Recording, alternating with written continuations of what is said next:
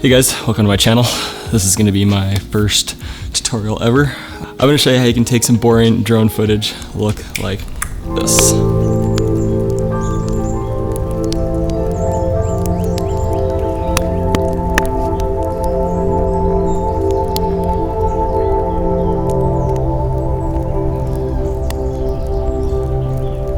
Okay, let's get started. Let's hop into Premiere Pro and open up the video.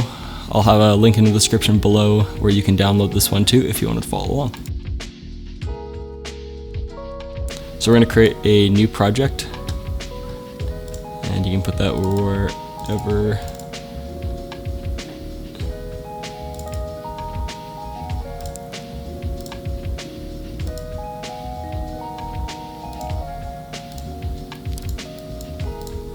Okay, and we're going to create a new project. You can save that wherever you need to. I'm going to call it Boring Drone Tutorial. You can name it whatever you want.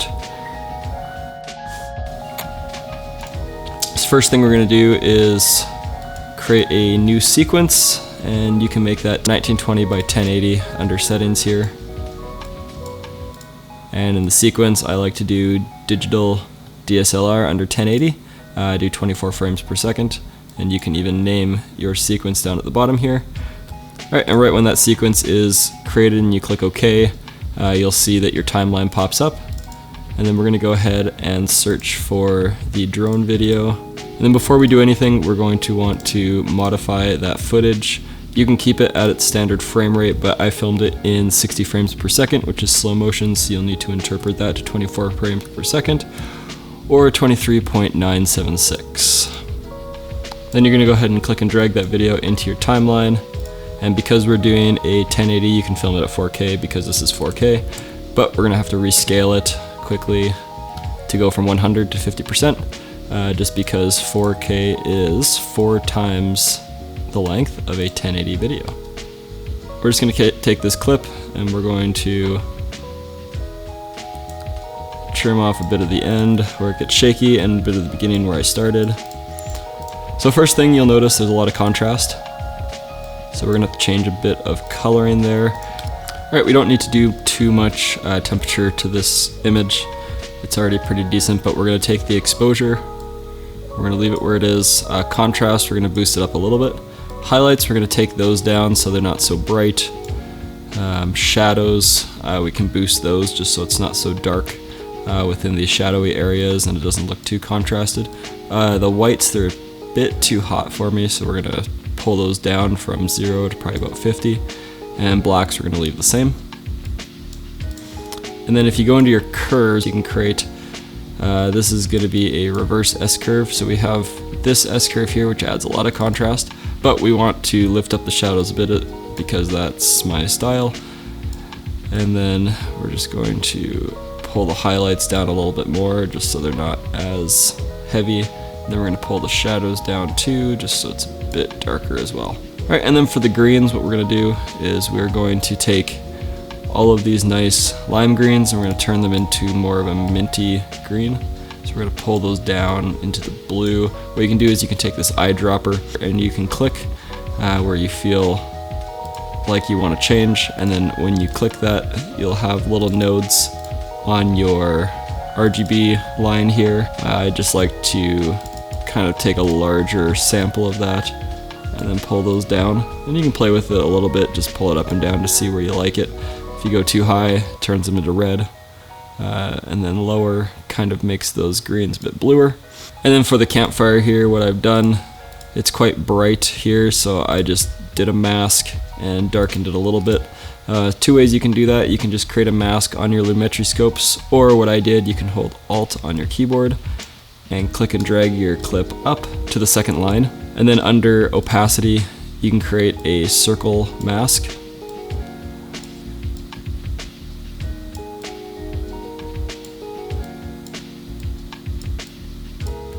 And then start at the beginning of your clip. Give a little bit of feather so it doesn't look too obvious.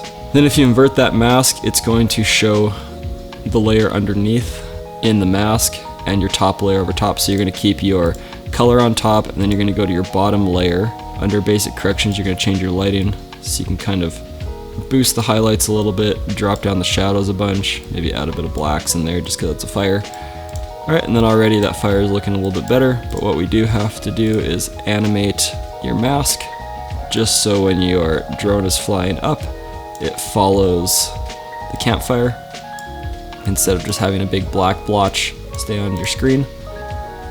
So we're going to click the stopwatch at the beginning of that mask, and have that node start at the very front of your clip there. And then you can go to the very end of your clip, and just kind of readjust your points of your circle, and put that back over your campfire, and then run it through to kind of see if it's matching up, and anywhere it kind of differs you can just do a quick little readjustment. And then what that's doing, it's going to change the positioning in those spots so that when you play it back,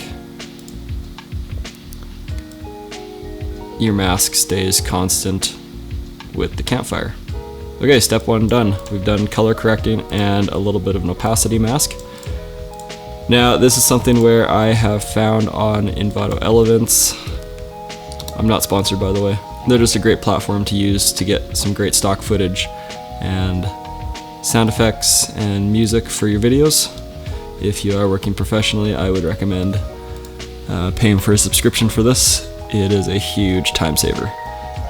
So I just searched up campfire sparks. Alright, and I found this one, red sparks on black background. Just download that. I've already downloaded it. You could probably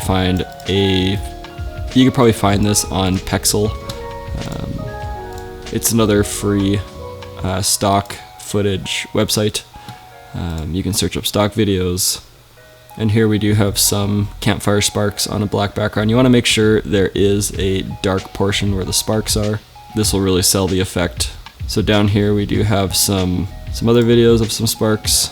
So really want to look for a piece of stock footage that has the sparks without the flame, just right here. So you're going to go ahead and download that and then open that up in your project file and bring it into your project. Now once you have that in, you're going to put it over top of your 2 drone layers and change the opacity blending mode from normal to screen. And now what that's going to do, it's going to get rid of all the black and just keep all the color. So when you play it back, you can see the fire. But what we don't want is we don't want the flame on the bottom edge here, because it is a campfire that's in the middle. Your fire's not coming off from the side. We're only trying to get the sparks. So we're going to find a spot in our footage where there's a lot of sparks and just cut out where we see the fire. You can even grab a couple spots here and just use those.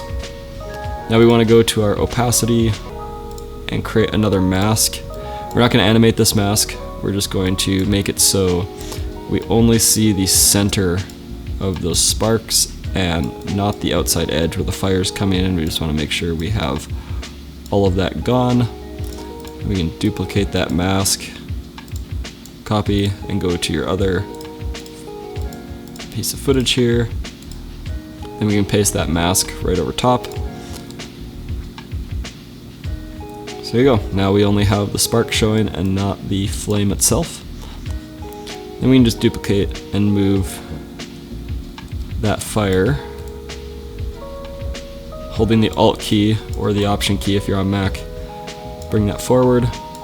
If you want to take those multiple clips and make it into one clip, you can nest it by right-clicking and click Nest. And then what it'll do, it'll ask you if you want to nest it. You can create a name, just click OK. I've already created the nest, so I'm going to click Cancel. You do have to go back and put it back to screen, and then if you want to change your opacity, whichever one looks the best, you can. But to sell this effect, because we're in 3D space, we want to add another layer. So if you have the campfire here, you have your sparks here, we can add another layer just to make it look more 3-dimensional. We can create another layer over top of the exact same effect and take that entire layer, click motion, and increase the size to probably about 150. And then go into your effects panel and search up Gaussian blur and click and drag that over top, and then add probably about 5% blur, just so then it looks like you have a layer over top that's closest to your camera. It creates that. Now if you want to make this look a little bit more cinematic, we can right click into our project window and create an adjustment layer. Click OK. Add that in over top and drag it over the length of your sequence. Then go into effects and go into crop. We can add a crop, and on your top and bottom, depending on how much of that cinematic black bar you like, I like 7%. I like it to be a little bit more subtle. We can just add some black bars on there. And already it's looking a bit more like a movie. Then if you want to add a bit more, you can go into, I use Zapsplat. Again, not sponsored. If you want to create a little bit more depth to your video, you can go into Zapsplat and search up a campfire sound, the crackling of the wood. And we'll just play that to hear if it sounds good. Alright, we're going to download that sequence there. I've already downloaded it, so I'm going to add, and also because we're outdoors, maybe you'd want to find a nature sound, just some birds or the wind moving in the background. This one's pretty good, ambience of countryside with many bees flying around. So we can go ahead and download that one. Then you're going to open up both of your sound effects and drop them in the timeline below. Alright, now your campfire is going to be something that we are listening for the most, so we're going to have that with the most volume. And then the trees are going to be subtle, so I'm just going to turn down the volume of that a little bit. And there you have it. Your boring drone footage that looked like this. We've turned into this. Again, thanks for watching my first video. This was just a quick tutorial showing you how you can take some pretty boring drone footage and making it a bit more interesting to watch. Make sure to like and subscribe, and I'll see you again for the next one.